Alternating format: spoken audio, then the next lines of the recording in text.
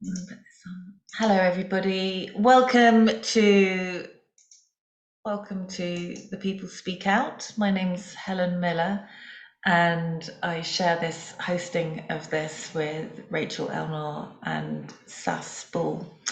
And it's great to be back.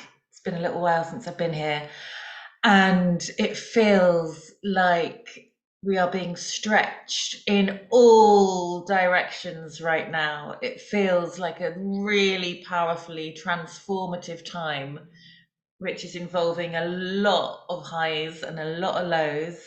A lot of stuff is moving, and it feels incredibly empowering, apart from when you want to retreat under the duvet. And it's the real mix of those two extremes. There's no middle ground at the moment. It feels like really making sure my meditation is back in the center of my life, because the ability to fall into overwhelm is quite strong. So to kick us off, I've got a poem that I want to read. It's probably one you've heard before. It's a quote by Marianne Williamson. It feels very key now. What's coming up? I have a few different strings to my bow, but one of the things I'm absolutely passionate about, and I've been doing for nearly 15 years, is coaching. And what's coming up a lot, and I just was running a big retreat all weekend, and what's coming up a lot for people is this, and for myself, and Mexico really shone a light on this for me, is what do I give myself permission to do? Like, the only person really stopping me is what I tell myself. I can't do that because only those kind of people do that. Or I couldn't buy this sort of thing, or I can't spend my money on that. Or who am I to say no to this or yes to this? And all of this is about, dropping into our heart and being aware of our power, and not coming from our wounds, not coming from the places in us that need to be right or shout or scream, but the deeply empowered parts of ourselves that really can move mountains. Because when we're in that energy, what other people think or say doesn't matter, because we're totally in alignment with ourselves.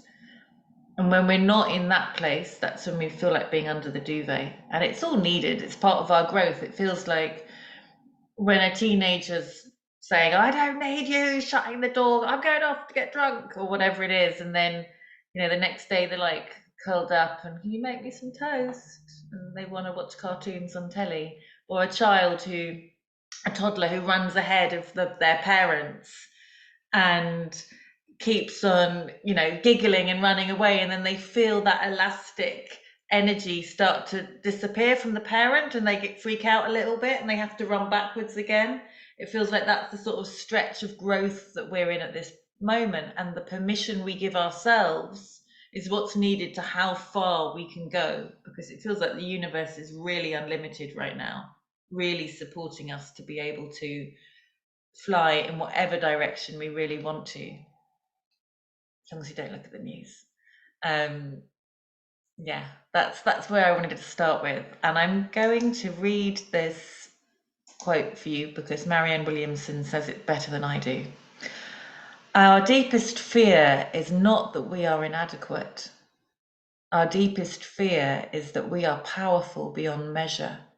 It is our light, not our darkness, that most frightens us.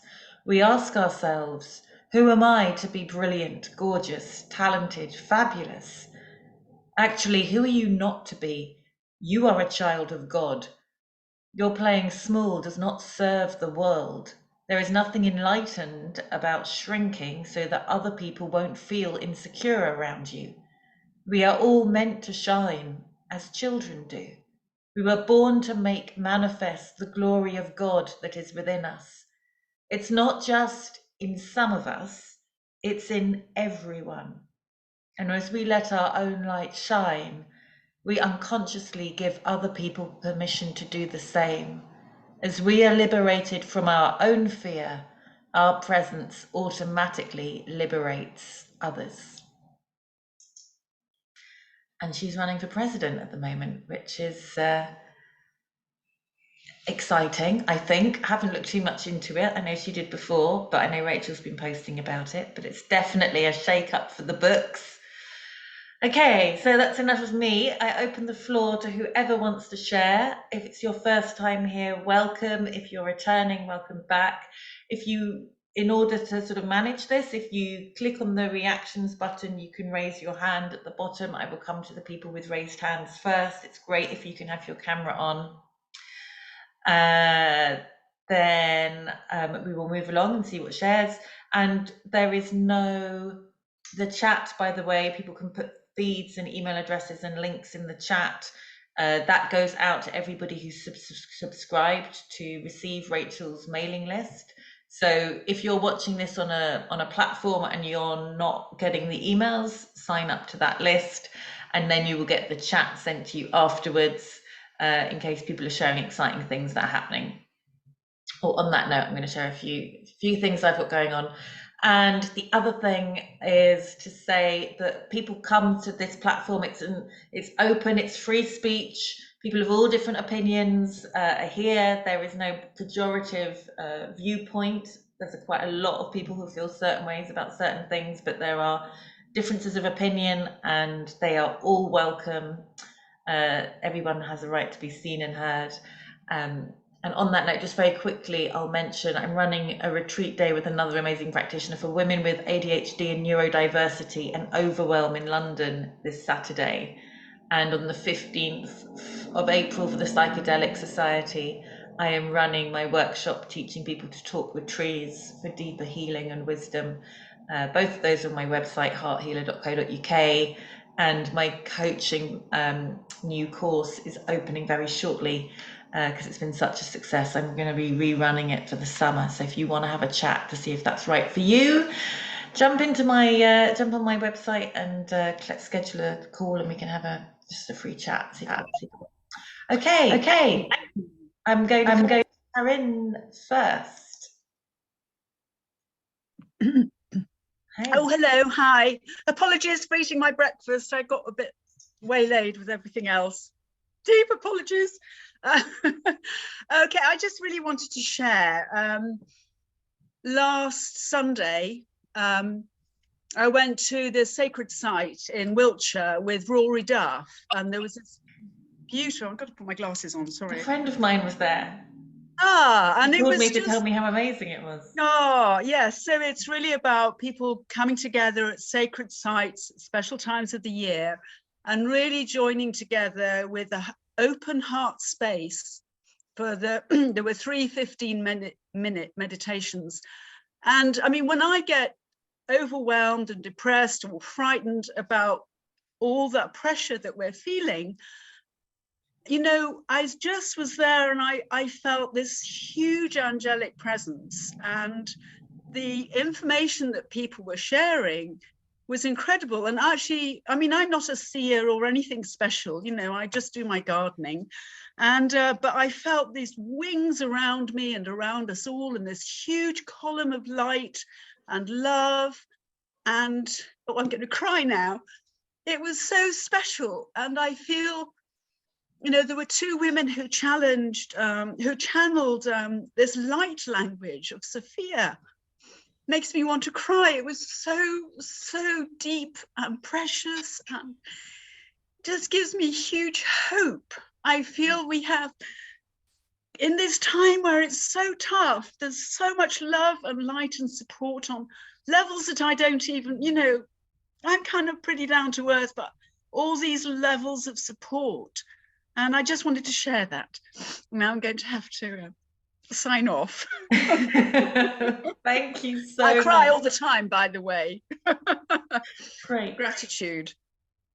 Yeah, thank you so much for sharing that. And indeed, my dear sister was there, and she phoned me up so filled up with that energy. She had to tell me what had happened and how many people were there, and she said how wholesome it was and how she's been in the spiritual circuit a long time, and she was just really everyone was very grounded and normal, and there wasn't any ego, and how nourishing it was, and how many people were all having the same vision at the same time.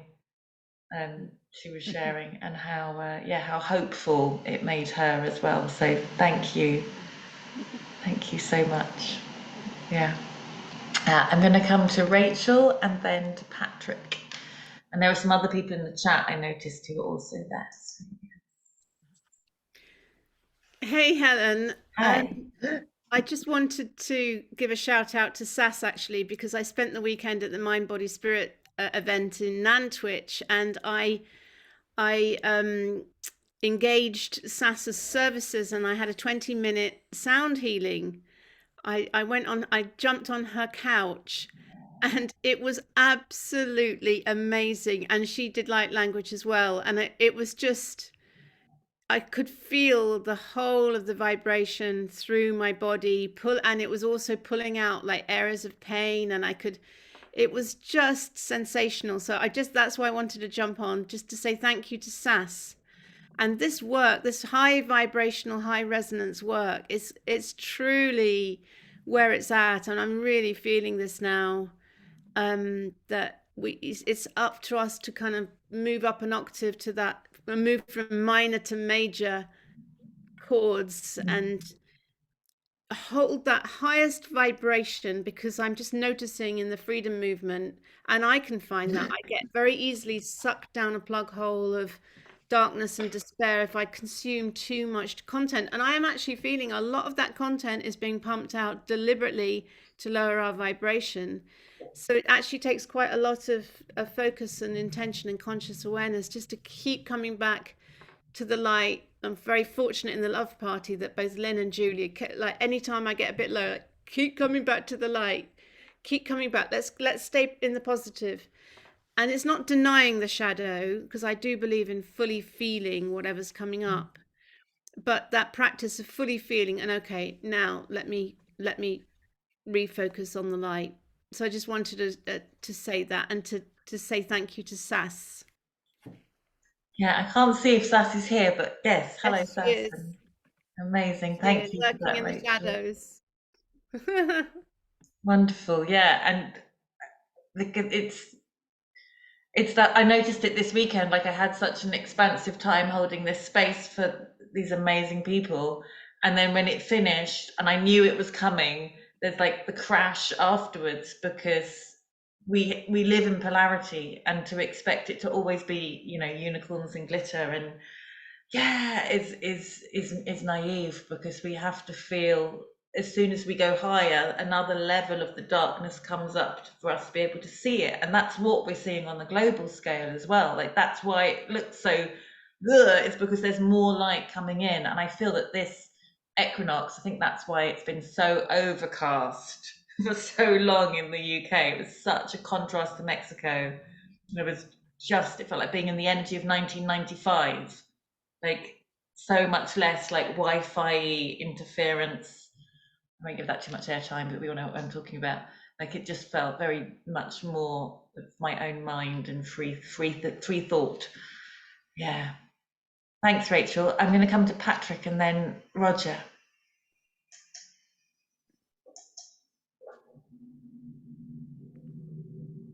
Hi, Patrick. Oh, there you go. Can you hear me? I certainly can. You can now, okay. No, Helen, maybe this is, I hope I'm not lowering the vibration or anything, but it just struck me. You mentioned ADHD before, and in the meantime, I heard something on the radio. I'm living in Ireland. Anyway, there's some probably doctor going on about how ADHD is being underdiagnosed among girls or females. And the question says, why is that? He said, well, there's like 5 times as many boys, males, being diagnosed with ADHD as there are girls. But he says, since then, okay, this is the killer. He said, but since we know this is genetic, that means that it's being underdiagnosed by a factor of 5 among females. And I just thought, this is the sort of logic, to use a word, that we're surrounded with now. Now, nobody ever accused the Irish of being the sharpest tools in the shed, and they certainly are not. But I mean, I just get aghast by the kind of basically stupidity. And this COVID thing was like a major education for me. Like, it's almost like the more eminent the expert is, the more of a PhD or some extra PhD, the more likely they are to spew some rubbish. I mean, it's sort of a very odd situation we've reached. And I think a lot of people kind of instinctively feel that. It's like experts mean nothing anymore. I mean, an expert is almost a guarantee to be leading you astray, because he's going to be someone who's so imbued with their own ideology. That's all they see. They see everything in terms of that. I mean, COVID was a classic example of that. Like at the beginning, I thought, oh, people will start talking some sense, and some guy comes on, he's a professor of blah, blah, blah, virology in Reading University, and he's written 6 books or whatever. And the guy comes out with even worse rubbish than in the newspapers. Anyway, that's just my take on what we're living through now. Yeah, I think we're in a real crossover of so many different ways of looking at the same condition or situation or thing that's presented. Like my relationship with ADHD is, a friend said, she told me about it and said she had it and just been diagnosed. And I was like, oh, I think I have that too, but I don't need a diagnosis. I don't want to go down that way because I'm not going to take pharmaceuticals for it. So I kind of ignored it. Right. But also many of the symptoms of ADHD are very similar to how trauma presents.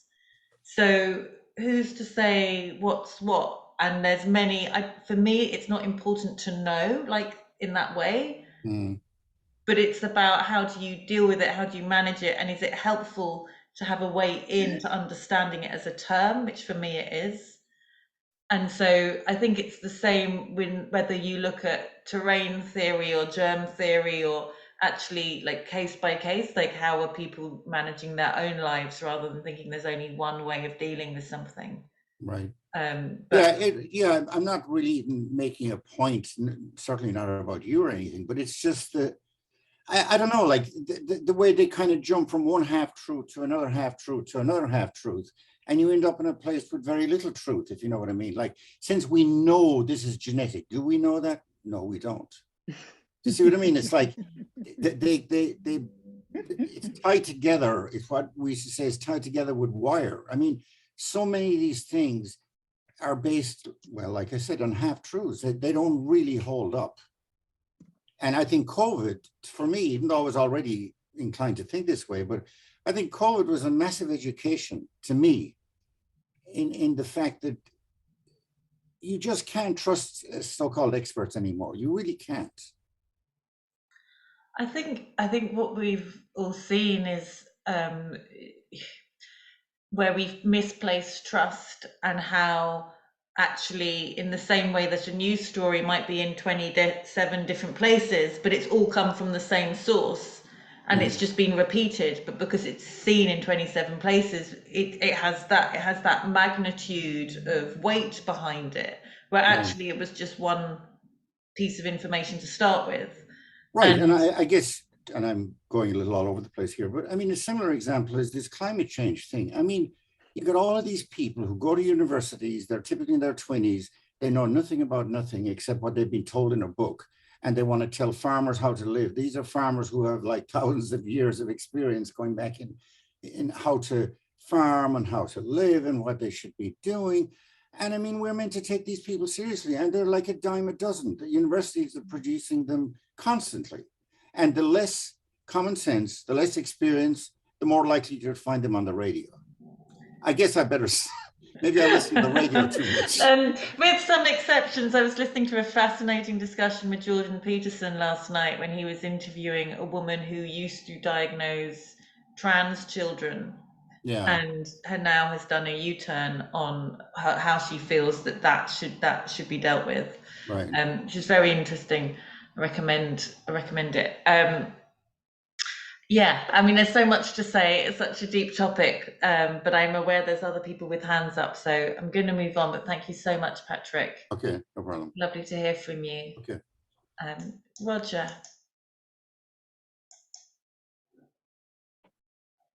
Can I ask you to unmute? Do, but it didn't work. Hello. Okay, so you can hear me now? Yes. Okay. Well, thank you for hosting this meeting. That's very nice of you. And it's nice to see you again. I've just got to clear up a mistake that I made on the chat. I've put details of my presentations, and the first one that I'm having is William Keats, and it's on the 16th of April, not the 13th. I mistakenly put the 13th, so please, anybody requiring to come to that, please understand that it's the 16th, not the 13th. And anybody wanting to come to that presentation, please email me at rogermanners@yahoo.com just to book a place. It's free, but I need to know how many people are coming. So please book your place with the email. And then I've got one on the same place, the Red House in Thirsk, which I'll give you the postcode to get there. It's Y07 4LT, but that's in the chat anyway. So that's on May the 7th. But that one, there is a charge of £15 for individuals and £15 for a family of any number. Okay, I'm sorry we've got to make these charges, but these speakers are coming from the south of England, and it costs quite a bit of money to, for petrol or train fares. So that's why we have to charge, unfortunately, but there we are. So that's at the Red House in Thirsk as well. Great, thanks, Roger. And anybody, I posted some information about my raised vegetable garden initiative on Telegram. But if anybody would like me to send an email with the same information, please do so. So the information that I've put there is comprehensive, tells people exactly how to make a raised veggie garden. So the initiative, hopefully, is to get everybody to have a raised veggie garden. And then we won't have so many trucks and vehicles having to travel around the country. We'll have these things at home, and they'll be organic and fresh. And the important thing about organic is it doesn't last very long because there's no insecticide on it. So it's a good thing to have your own organic. You can buy organic, yes, but it doesn't last long. However, if you're growing your own, you can just go and pick it when you want to use it. Okay. That's great. Thank you, Roger. Nice to see you. Yeah, I'm a big nice to fan see of you. organic veg myself. Well, I always eat organic. Well, I say always. Sometimes I can't get it. If I can't get it, then I've got to. I mean, if one goes to a restaurant, one can eat vegetables, but it's unlikely they're going to be organic. So there are occasions when it's impossible to stick to my principles on that. But there we are. We do what we can. We do. So Great. Well, thank you. thank you. Thank you so much. I'm going to come to some other hands that are up. Karen is next. I can ask you to unmute. Can you hear me now? Yes. Okay, great. I wanted to come back on what Patrick was talking about, in that I totally agree with him. You always have all these experts who comment on everything. And I think some of it is just so ridiculous. I can't even believe it. And I really feel that he's right. You know, it's sort of like, who knows? We're human beings and we go out all over the place. And, you know, it's almost like this COVID thing. I didn't believe it in the first place, mainly because I thought there's no way that there's a worldwide virus. Forget it. I just didn't make any sense to me. And so from that point, everything doesn't make sense. You know, it's just amazing how they always have all these experts who say, oh, yes, this is right. It's the way it is. You know, I just feel, you know, where do they get this knowledge from? And when it's embarrassing for me because my sister-in-law is a professor, right? My brother has a PhD in biology. But, the fact is, he has always loved animals and studied them from when he was a boy. And he always knew what he wanted to be. He just wanted to be with animals. And you think to yourself, well, that is a genuine, PhD in biology, as far as I'm concerned. So I hope that she's an immunologist in her profession. That's my sister-in-law. And basically, I hope that she has that kind of passion about what she does and who she is. But, to be frank with you, a lot of these people, like Patrick was saying, I think it is really made up to a certain extent, and especially this trans stuff. That is so ridiculous. There's only men and there's only women. And they say, oh, no, there's how many different, genders. And you think, come on, give it up. That is ridiculous. So I don't know. I mean, I don't get it anymore. I just feel like we've got to stay firm and centered in who we are and believe in ourselves. Because, if we are in the few, I hope we have to make that radiation even bigger. Yeah, I don't think numbers are important. Yeah, exactly. I think most people are really great. And I think most people go into professions because they really care. And they're just not aware that what they're taught, in many ways, I didn't realize what I'd been taught was not the truth. And because it sounded right and it felt good, and then I allowed my emotion to lead the way, and because so many people were saying the same thing, I believed it, thinking about especially not so much what happened in the last few years, but, I've always been passionate about the environment. So as soon as people started talking to me about anything that I could do to help the environment, I was like, of course, let's do all of these things. I was very annoying about it because I thought it was very important, and I sort of changed my opinion about quite a lot of things. But yeah, I mean, and I just see that time and time again with friends who I've got in the medical profession, and they're told from the beginning, like, this is the mantra, this is what they believe, and everyone who thinks like I do is wrong. Yeah, absolutely. I get it. Yeah. Thanks, Karen. Thanks. Rachel, and then John. Hey, Helen, I don't want to hog the call, but I just wanted to say something in response to what Patrick raised about this genetic ADHD being genetic. And it just brought to memory someone, and I forget how I heard this or what the conversation was, but it was someone who was very heavily in the big pharmaceutical world, in that industry.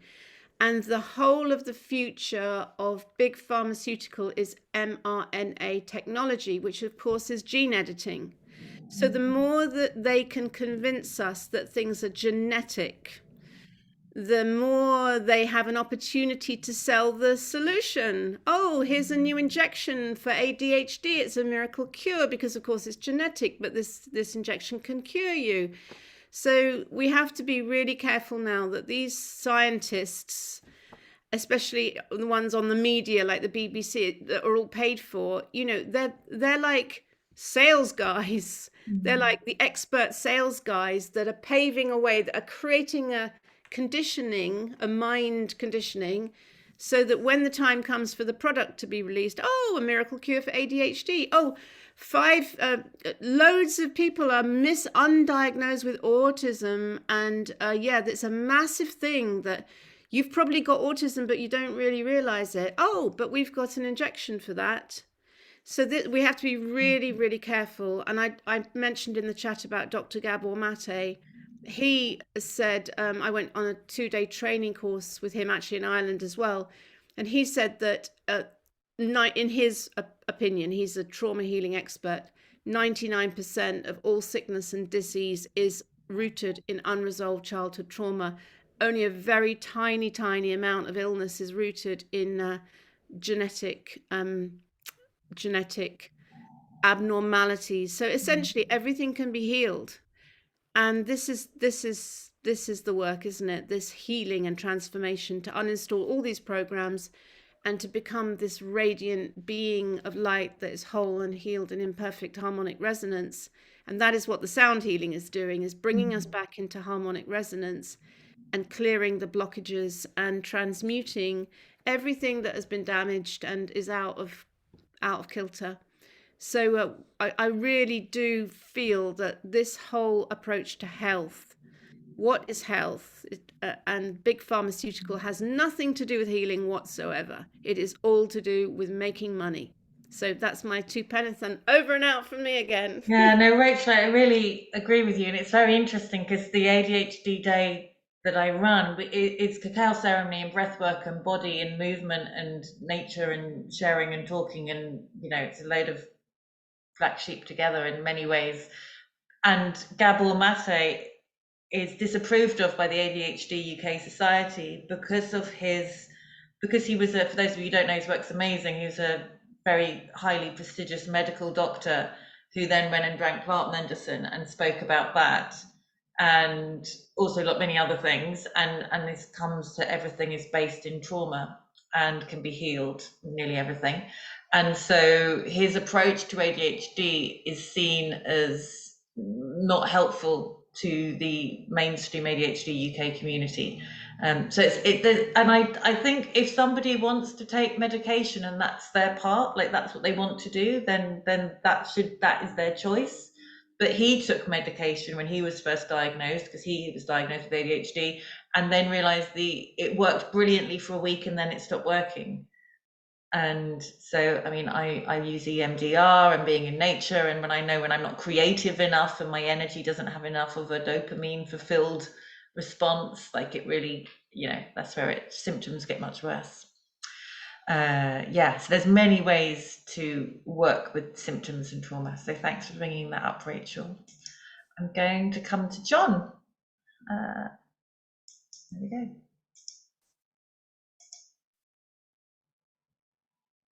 Hi, John. Oh, could you unmute? I'm trying. Can you hear me now? Yes. Oh, hello. Well, it's the first time I spoke in the group.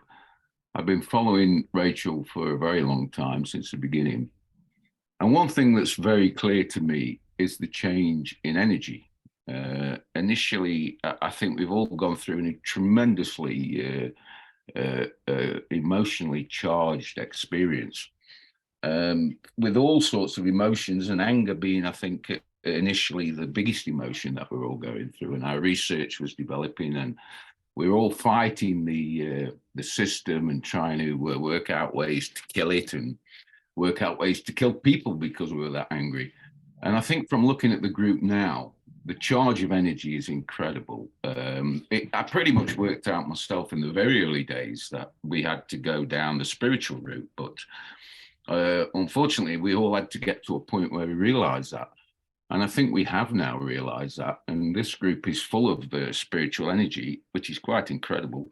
And the truth of the matter is, we all know that we only need to have to say no. And really that would stop it all in its tracks. But unfortunately, that doesn't seem to happen initially. But what I see happening now is this incredible charge of positive energy. You'll have to excuse me, I'm not used to speaking in a large group of people. It quite unnerves me. But ultimately, I think it's quite incredible. I mean, the group itself, I'm looking today, I do look at the recordings that Rachel sends out. And I've been in the group a couple of times and listened. I've never had my video switched on.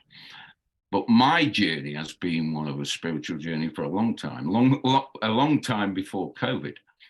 And when COVID came, I looked at it and I was tremendously angry. I'm in Southwest France, and Macron caused our life hell, actually, for quite a few months. My life's built around my social life with the expat community, and I couldn't be a part of that anymore on the basis that I couldn't go into the restaurants and I couldn't go to the supermarkets. And I felt highly threatened by all of this. And I was angry by it. And I wanted to go out and kill, to be honest. And from a spiritual background, I couldn't see within it, within what was going on, I couldn't actually separate myself from it because I was so emotionally charged with aggression and anger within it. And it wasn't until I stepped out of it and viewed it from outside in that I actually realized that my anger was adding to it. My anger was developing it. My anger was allowing it to grow. And it was at that point that I started to meditate. And I meditated in a cave with a friend of mine, a French guy who I became very good friends with. And through the meditations, I realized what was going on, and I realized how I was being dragged into this anger and this hatred and this fear and this whole scenario that we were going through. And ultimately, and I'm not pushing this, by the way, and I won't even put it into the chat room, but I wrote a book called The Man in the Cave. And The Man in the Cave is based on a series of 52 meditations in the cave. And it's a spiritual book. I've always been spiritually aware. I've also always been in business like Rachel. I've been in commerce pretty much all my life, which I also understand some quite grotesque, no, not grotesque is the wrong word. I don't want to use judgmental words. There's some quite not really good activities within business, the way people apply themselves within business, we'll put it that way. So ultimately, for me, I think everything that's happening to us now is good. I don't think it's bad. And I think it's for us to be positive, and I think it's for us to show love and affection to each other. And I think it's for us to apply that. And I love Rachel, you guys, I know Rachel, I know all of you are involved and all of you have the same energy. But I love the fact that you're adapting the word love. I think it's quite incredible. And I think I've waffled on enough for now, but thank you for letting me have my say. And I will wish you all the very best in what you're doing, because you are lifting the vibrational energy of the world. And all is one and one is all. So if one does it, then all will do it ultimately, I would imagine. So so good luck, guys. It's a great thing that you're doing. And I have noticed so much the change in the energy within this group. It's quite incredible. So good luck.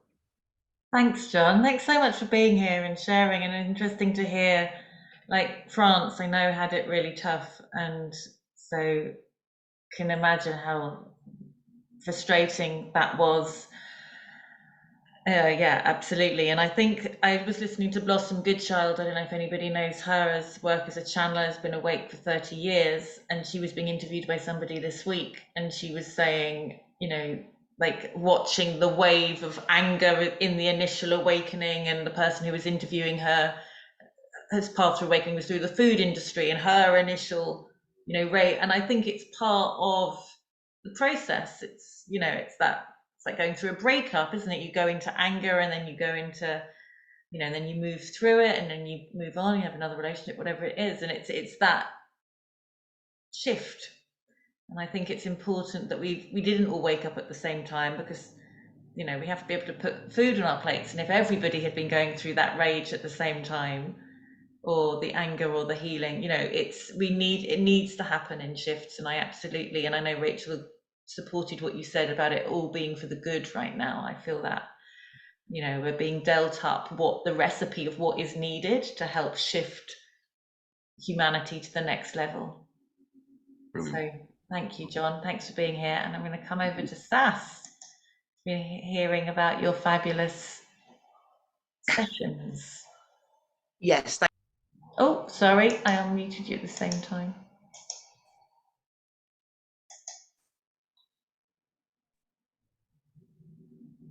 Am I muted now? Don't worry, most people try and muted me all my life, Helen, so I'm used to it. Thank you for your kind words, Rachel. I really appreciate that. I'm glad you benefited from it. Helen, welcome back. I was horrified to hear your story of the quicksand. It was just one of many adventures every day, something crazy. I don't know how close we were to losing you. I know. It's like one of your worst nightmares, isn't it? I thought, poor Helen, that would have been absolutely horrendous, but you can tell that story. I just wanted to come on and say I noticed Roseanne Jacks, is it, put in the chat about the, hi Roseanne, you probably want to talk about it, but I just remember seeing this story of the trees in Plymouth. It was over 100 trees, wasn't it? Absolutely. I just felt like I had been murdered myself, seeing those trees and the desolate wasteland they left behind. Is absolutely horrendous. And they're doing this all over the place. They did it in Sheffield as well. And it's because the trees hold this frequency we were talking about. And it's almost like there is a sort of a war of frequencies. So meanwhile, we've got all the 5G towers going up, all those little boxes on your telegraph poles going up. And that is to create a frequency prison. But of course, the more we are aware of it and the more we share that information, the more we can bring our own frequency and resonance to create our own energy field around us, as opposed to one that's been manipulated to hold us in a locked pen, if you like, sheep being held in a locked pen. So yes, Roseanne, I really feel the pain of people who live in Plymouth, because it made me, I was just so upset seeing that. It's absolutely horrendous. I don't know if anybody saw it themselves, but it's happening all over the place. So we must do what we can to save our trees. The other thing you mentioned about Rachel was about injections coming to, to be the savior of everything. So currently there is a weight loss injection, a miracle injection, and just suddenly, the next day you're going to wake up and like pounds and stone have just suddenly disappeared.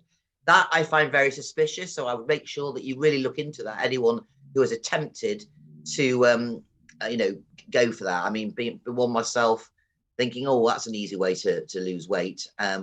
If you're unconscious, you may go for that, but I think it's very suspicious. The other one is the clear your cancer with an injection now as well. They've got an injection now that they're bringing out, which is to clear your cancer. Again, be very, very suspicious, because how long has Crook been going for? Cancer Research UK, that's why I call it Crook. That's been going, cancer research and raising money for it has been going for over 100 years. And it's now they're telling us 1 in 2 will die of cancer. So what's happening? I don't believe that at all, but I'm just saying that's what they're putting out. So what's been going on with all the research? What's been going on with all the research money? You see people Race for Life, all these organizations that are set up to raise money for cancer research, and yet it's getting worse and worse. So just to put that out there, be very careful and discerning about where you put your money. Macmillans and people who care for people who have cancer, yes, fair enough, because they are doing a good job. But actually, an injection to cure your cancer, I'm very suspicious about what they're up to. The other thing I was going to say is, I don't know if all of you have had information about the emergency alerts on our telephones that the government are going to put out. On the 23rd of April, I would be very, very, very suspicious, as I'm sure you all are on here, but just to put a warning out to all those people that may not be aware of it, because we're not necessarily aware of everything going on. But on the 23rd of April, the government are going to send out an emergency alert to see if we're all tuned in to their protection mechanisms to help us all overcome any sort of disaster that may happen. So are they planning one? This is what we have to ask. Are they planning a disaster? A false flag disaster? If you can't turn your phone, if you can't find the alerts to turn the emergency signals off, which I would highly recommend you all do. I haven't got them on my phone, probably because it's about a 5-year, 6-year-old phone. So it's probably, luckily, the more the less advanced you are in technology, probably the better. But yes, to go to your advanced notifications and turn off any emergency alerts. I know at iPhones you can do that. I don't, so I should just be turning my phone off for the day. But if you don't send a message back and you get an alert, you won't be able to use your phone for the rest of the day, or even the rest of your life, possibly. So just be very, very careful with that. And yes, as I said, it's so important that we keep our frequency raised. And that's, I always put up posts on my Facebook page about how to keep your frequency high. It's like going out in nature, hugging trees, getting your feet on the ground, having a sound healing, going to a sound bath, being with people, sharing good resonant information, uplifting, like Helen does, working with the heart. That is opening up and raising your frequency.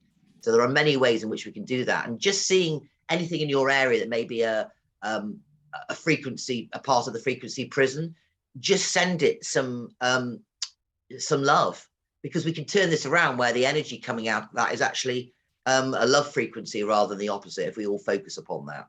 And finally, what I want to say, I saw this hilarious t-shirt. I wish I could get hold of them. It's a black t-shirt with white writing on it. It says, "I am a conspiracy theorist and I identify as told you so."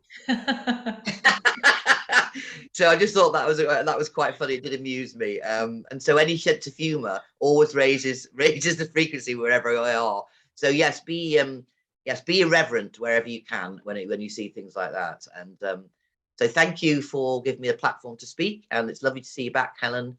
And thank you everyone for sharing what you have done so far. And I think the gentleman John, who hasn't spoken before, we want to encourage you, don't we, as hosts, just to share and speak, because it's lovely to hear new people speaking. So with that, I shall love you and leave you, and enjoy the rest of the call. Thank you. Thanks so much, Sass. Thank you for tickling me with that t-shirt. Roseanne, if you're going, I wanted to speak about trees. So if you're going to talk about trees, I'd love to hear what that is.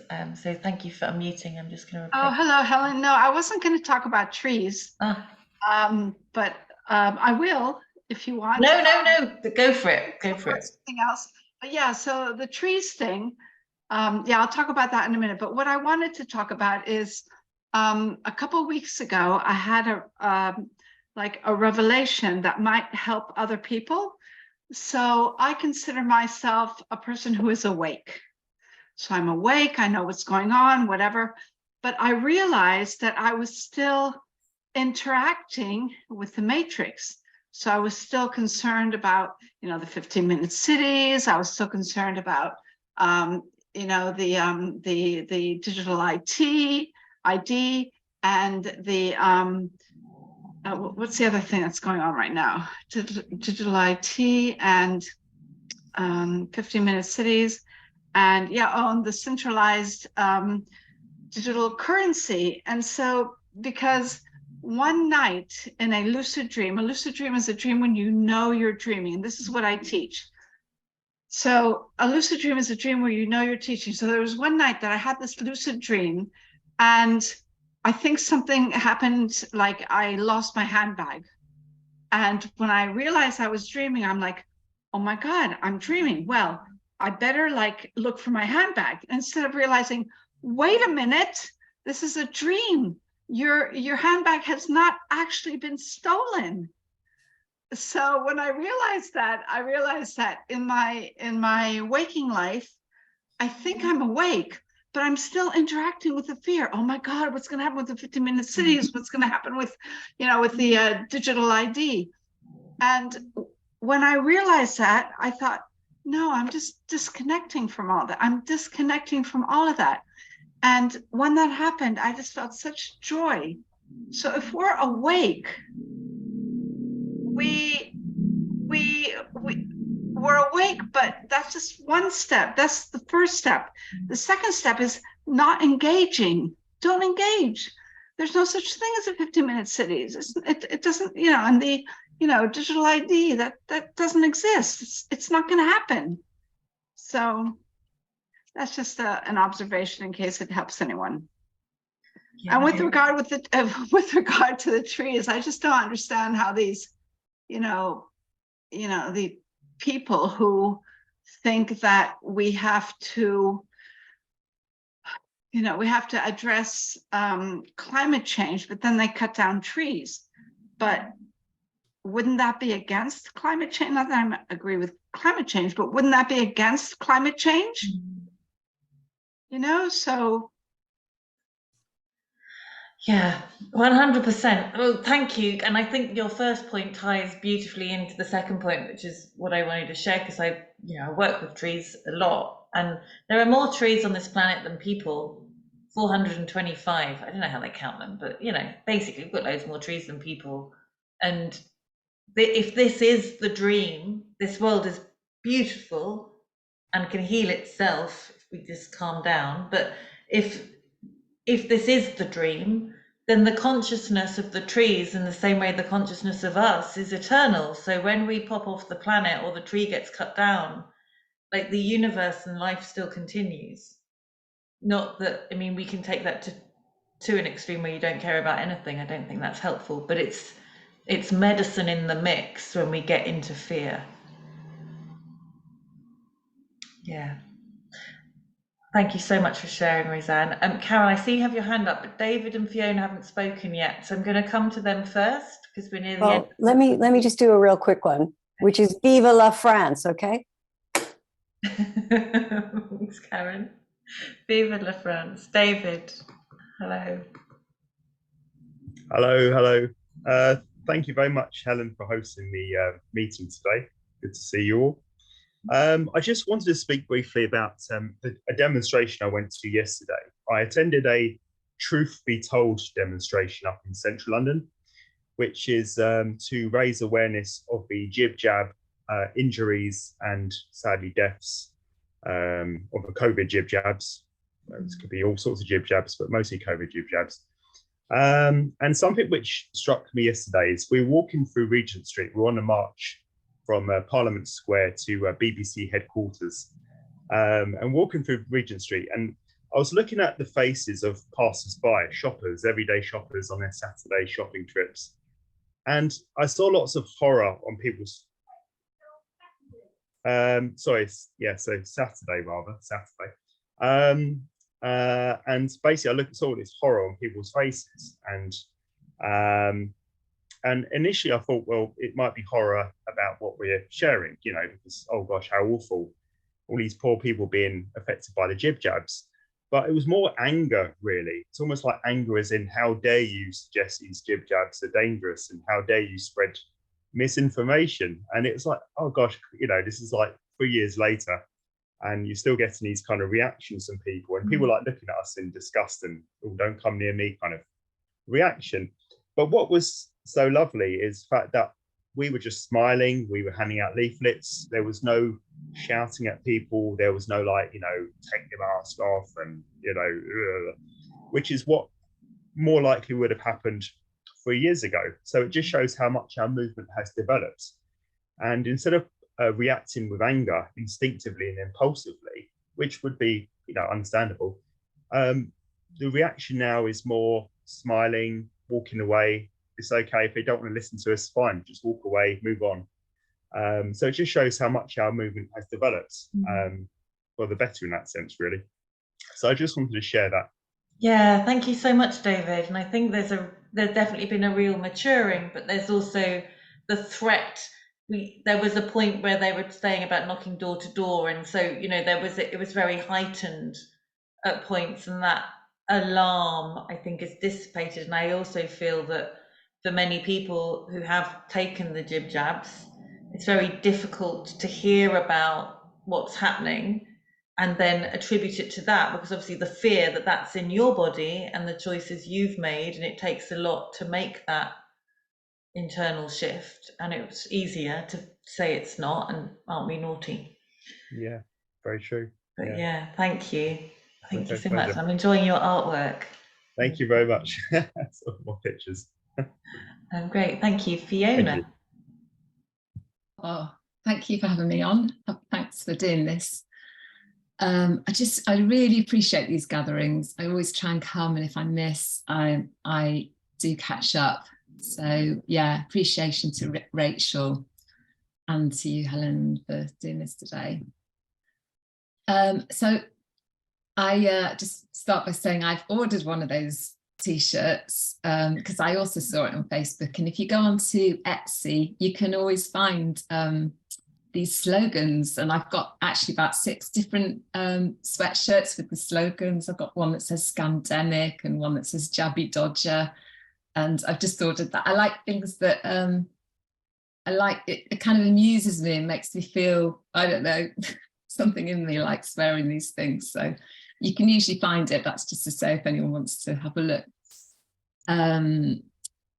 So I wanted to say something about David Icke, because previously I came on here and I warned people, and I wanted to say where that came from, and because actually it's been quite a process. So what happened was that information came, I'll just say, I have followed David Icke for a long time and been really grateful to him for what he's shared, and that he's always been able to, he was the first one basically who was letting us know about the agendas and everything else.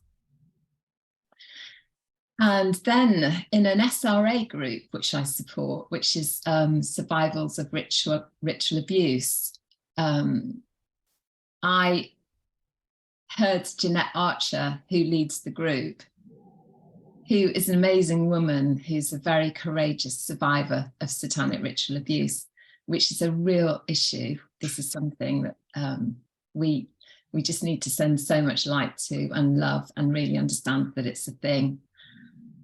She was the one that, so it came from her, but it didn't come from her, it came from someone else. And what I've realized is that there's plants in that group, and she got confused. So she's been misled. They've intentionally been trying to create distrust within that group, because she's been running and leading incredible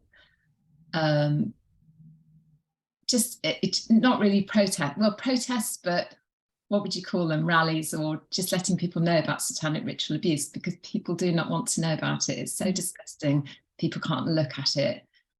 I think it's important to know it exists and to not spend loads of time looking at it, but just to know it's there so that we can really help the survivors of it. And there's a woman that comes on here sometimes who talks about it. Yes, I kind of really wanted to say that. I actually have gone back to thinking David Icke's amazing. And so I just wanted to say that, because I'd left that seed of doubt when I almost felt like, oh, I've got to let people know, that he's actually not a good guy, but it's not true. He is, I have come to the conclusion that he is a good guy. But it's interesting how this whole process of the last few years has caused so much, kind of caused me to question absolutely everything. And I see that as a really positive thing, to even believe that, to even open your mind to the fact that what you think is true might not be, it's like it's been a total mind blast the last few years. But now it's time of like coming back. I feel really coming back into my discernment and trusting my truth, and not being misled by the many forces out there who are trying to pull us away from what we know to be true. So thank you, David Icke. I just want to say that, and I really want to apologize for doubts that I helped to create about him. I believe he's really on the side of the good, let's say. And then there's one more thing. I know we're almost out of time, but last time I was on here, I talked about the fact that I got Lyme disease last year, and I was struggling with it, and I was going to raise some money, a lot of money to try and get to Germany. I was panicking about it. Anyway, I've been on a whole healing journey, and it's been amazing, and I've learned so much. And what it has actually done is it's brought me back to my vitality in such a strong way, and reminded what medicine disease is.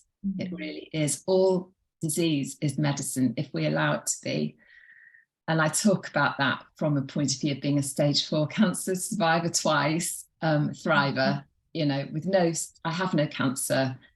Lyme disease, pretty much dealt with now. Thank you for all of the amazing help that has come in, the guidance.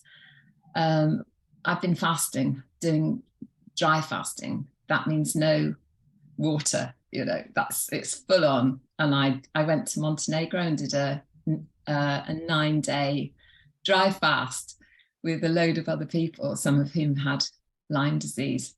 And it's incredible to realize we've been lied to we've been all told that we can't go longer than 3 days without water. And it is a lie. We can.